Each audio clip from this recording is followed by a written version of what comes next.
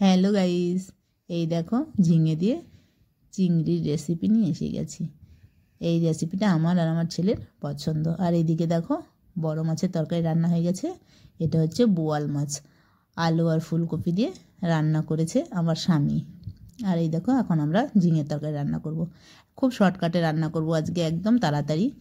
আর চিংড়ি মাছটাও খুব ভালো ছিল, ঝিঙেটাও আজকে খুব ভালো ছিল, একদম কচি ছিল। আর এই দেখো এটা রান্না করার জন্য দিয়ে দিলাম শুকনো লঙ্কা, তার একটু কালো জিরে ফোড়ন দিয়ে এর উপরেই তেলের উপরেই মাছটা দিয়ে দেবো, কারণ মাছটা এত দেশি ছিল আর খুব ভালো ছিল, একদম তাজা মাছ ছিল। এরভাবে এনটিপিসি গেছিলো, এনটিপিসি থেকে আসার সময় এই ড্যামের থেকে এই চিংড়ি মাছটা নিয়ে এসেছে। আরও ছোট ছোট মাছ নিয়ে এসেছে কিছুটা, কিন্তু আমি চিংড়ি মাছটা দিয়ে, ঝিঙে আমার ছেলে খুব ভালো খায়, তাই এখন অন সিজনের ঝিঙে।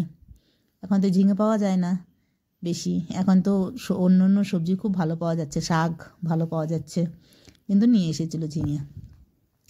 এই দেখো ঝিঙে একসাথে দিয়ে রান্না করে দিয়েছি। আর ঝিঙেগুলো খুব নরম ছিল। একটু সামান্য পোস্ত বেটে রেখেছিলাম, পোস্তের সাথে একটু আদা দিয়ে বেটে রেখেছিলাম, আর সেই পোস্ত বাটাটা দিয়ে দিলাম। আর এই দেখো জল ছেড়ে দিয়েছে। আর রান্নাটা খুব তাড়াতাড়ি হয়ে গেছিলো, একদম খুব তাড়াতাড়ি হয়ে গেছিলো। আর একটু ভাজা জিরের গুঁড়ো দিয়ে এই দেখো নামিয়ে নিলাম, একদম কম মশলায় খুব ভালো হেলদি খাবার। দেখো তোমরা